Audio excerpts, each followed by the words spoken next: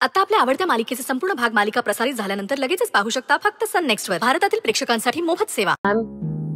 Ma'am मला असं वाटतंय तुम्ही स्वानंदीच्या रूमची झडती घ्यावी. मला खात्री आहे चेन तिथेच असणार.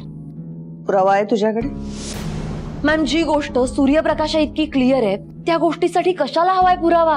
हो साधं सोप्पं गणित आहे. बाकी सगळं बाजूला राहू दे.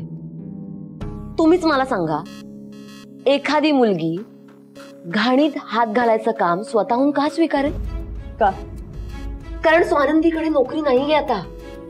आणि मी असं ऐकलंय की तिच्या डोक्यावर कर्ज सुद्धा आहे. याचाच अर्थ काय की ही नोकरी स्वीकारायची, या निमित्ताने मुलींच्या रूम्स मध्ये जायचं आणि तिथे जाऊन काही वस्तू किंवा पैसे चोरायचे. म्हणजे झालं तिचं काम. मॅम प्लीज प्लीज फक्त एकदा माझ्यासाठी तिच्या रूमची झडती घ्या ना. मला माहितीये माझी चेन तिथेच सापडणार आहे. म्हणजे तिथे सापडेल अशी खात्री आहे मला. प्लीज.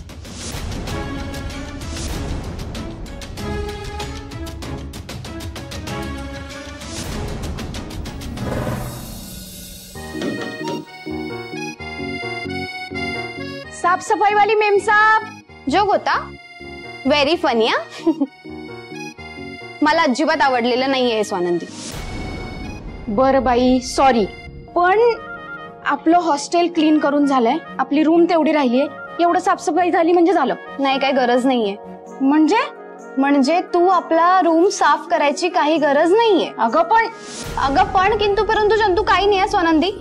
एकतर तू मला ते हॉस्टेल साफ करायला तुझी मदत करू दिली नाहीस, ऍटलीस्ट आपली रूम तरी मी साफ करते. दे इकडे ते सगळं. चल अगं दे.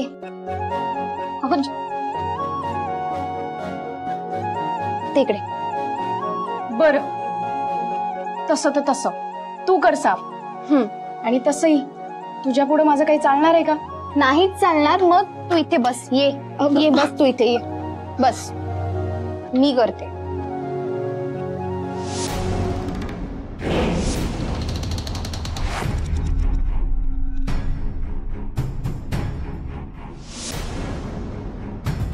या मॅडम या ना.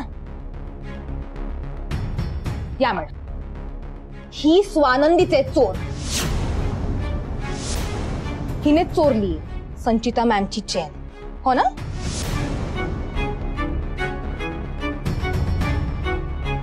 शिखा काय बोलतीयस तू? कुणाची चेन? कसली चेन? मॅडम मी कुणाची चेन बिन काही बी घेतलं नाही. माझ्यावरती खोटा आरोप का लावतीयस तू? गप गे चोरटे. बघितलं मॅडम कशी खोटं बोलतीये? मॅडम मला माहितीये माझी परिस्थिती खराब आहे, पण याचा अर्थ असा नाही की मी कोणाची चेन चोरेन.